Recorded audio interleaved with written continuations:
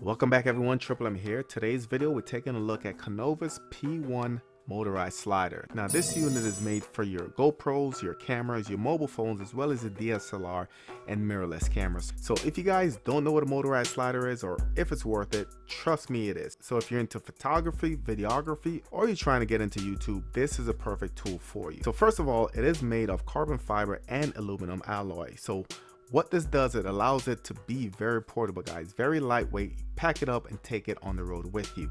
It does have high precision 8 bearings, which offers a smooth motion. It also comes with multiple 1/4" and 3/8" screw threads, which allows you a lot of different options when mounting your cameras and accessories.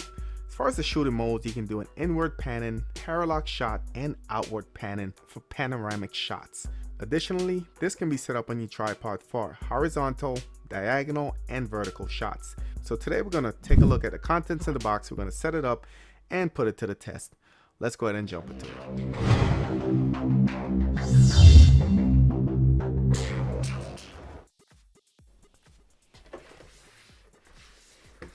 So nice that they did include a very cool carrying case. So this is a Cat 7 cable, and this is actually going to control your device. So this is going to plug into the end of your controller into the motor. User manual is going to tell you everything you need to know about the device. So this is going to be your shutter control for your time-lapse video. So every order that you place, they will ask you to tell them what camera you have, and that way they can send the right controllers. They also have a micro USB, and this is going to be an optional power source for the motor. Here's the actual controller. Alright, so this is going to be where your Cat 7 plug into. This is your shutter control. This is going to be your optional power and your power.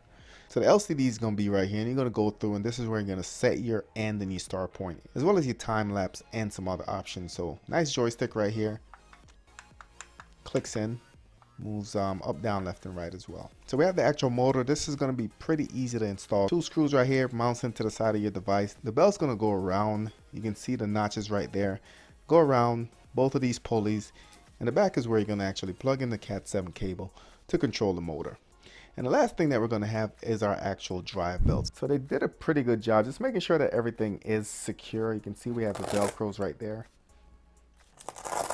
Also a quick start guide in the actual case. So in that little pouch up top, they have some additional screws, and they also have an Allen key. All right, so here's the actual device, and it feels really light, as it should be. Like I said, this is carbon fiber and aluminum, so made to be able to carry around without getting fatigued. So each end is going to have the legs that you can go ahead and just kick out, and you just kind of flip them out like this. And just like any modern slider, guys, you have a bumper stop right here. So that's fast and secure, but you can go ahead and just loosen it. That way you can go ahead and just move it manually if you want to. So the setup should be pretty straightforward, guys. Your motor is going to go right here, these 2 screw holes. Then you're going to go ahead and secure the belt with these 2 screws on this end and these 2 screws on this end. So let's go ahead and get that all set up.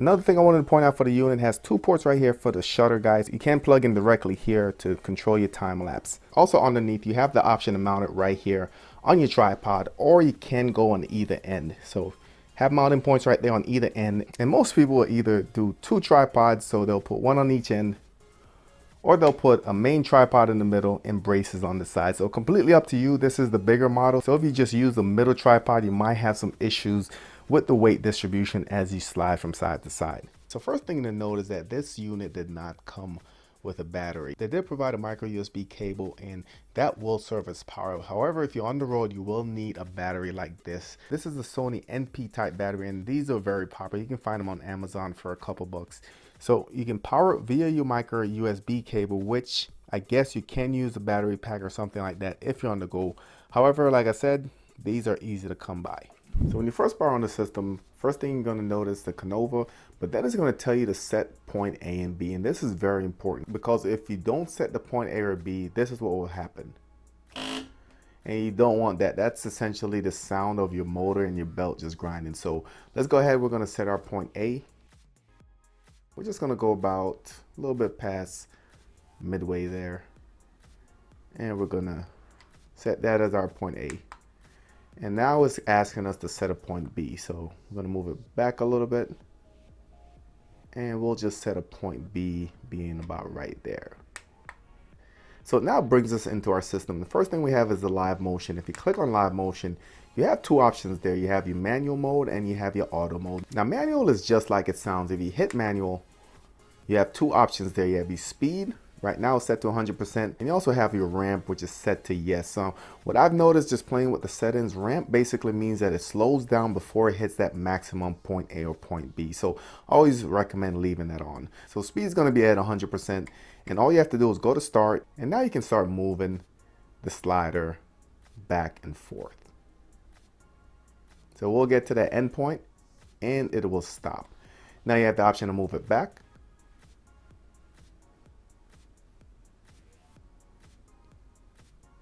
And it comes to a stop. So that's basically the gist of your manual mode. So to get back out of the menu, just hold. So the next option in your live mode is auto. And auto is where probably most people is going to leave their settings. So if you click on auto, you have a couple options. So the first one up top is the duration. Now with the duration, it's set in minutes and seconds. So how long it's going to essentially take to get from point A to point B. So the lower the amount of time you put on there, the faster it will go. The higher the time, the slower it will go. So you guys get the gist of it. So ramp, again, is when it gets to the end point, it slows down briefly, then it kind of goes into it. Now next you have your loop, and loop is a very cool setting. Basically means it's just going to keep going back and forth on its own. You don't have to do anything. Let's go ahead and we're going to turn the loop and we're going to put that to yes. Our starting point is point A and we're just going to go ahead and start. So what you're going to notice now, guys, is just going to do its own thing. Don't really have to do anything. I can just let it sit over here. It's going to go to that point, slow down, then it's going to start over. And that's kind of the magic of the whole system. You get to automate this, leave it alone, and let it do its thing. So right now it's going a little bit fast for my taste. So let me go ahead and stop this. So I'm going to hit stop. Now I'm going to go back up and I'm going to play with that duration. So instead of just 11 seconds, I'm going to set it to 1 minute and 11 seconds. All right. Now let's go back down and start it again. Now guys, like I said, this is probably the best part of this whole system. You kind of sit it there, let it do its thing, and it will take great shots for you.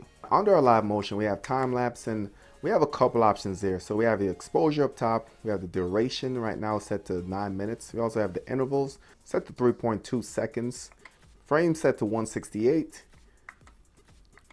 And you also have the option to set your delay, your starting point, and your ending point. Remember that you will need that cable that came with your camera in order to get this up and running. Now let's take a look at this in action.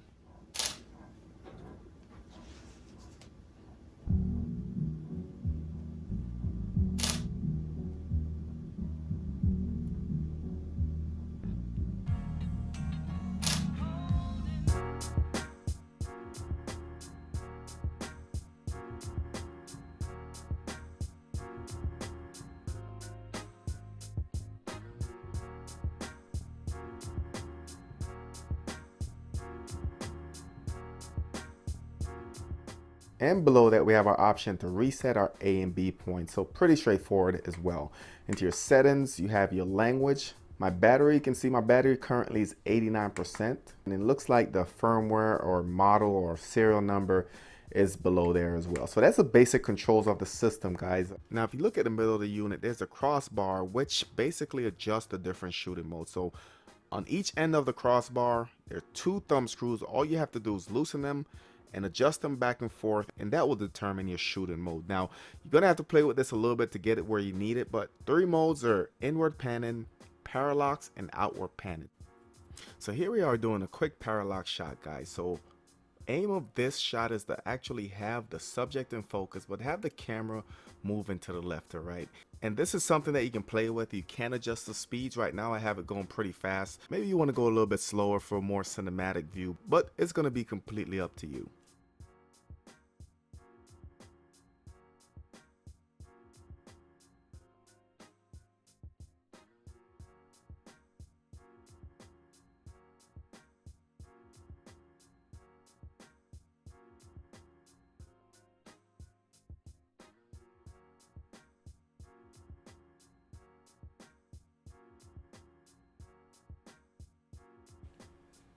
Now this is going to be an outward panning, and this gives you a more panoramic view. If you notice, the camera is sweeping wide and it's going to the opposite side, so essentially the opposite of what it was doing in the previous shot. So here's a look at what it'll look like when it's all said and done.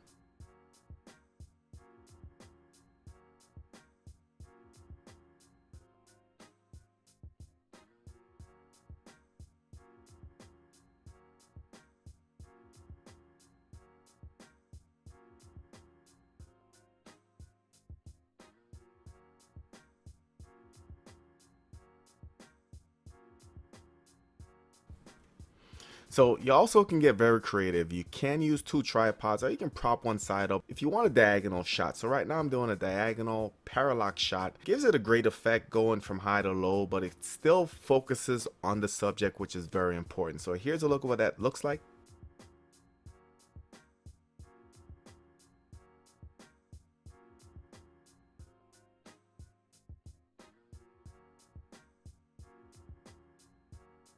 And the other thing I did was just turn it long ways and just aim it straight at the subject. This gives it a really nice effect, especially if you have a second tripod. Right there I'm just holding it, but it gives you a nice in and out, and this also gives you a very cool shot.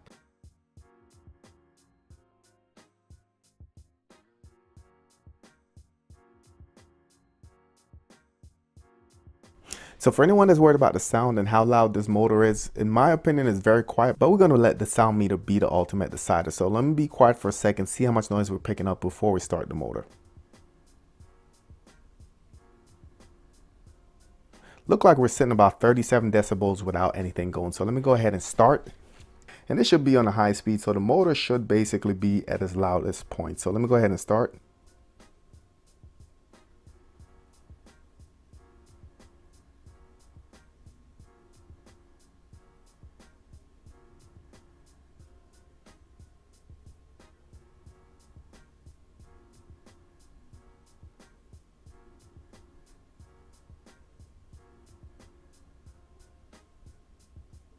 So almost nothing there. It jumps to 38 max. Let me see if manual mode is a little bit louder. So it is at manual at 100%.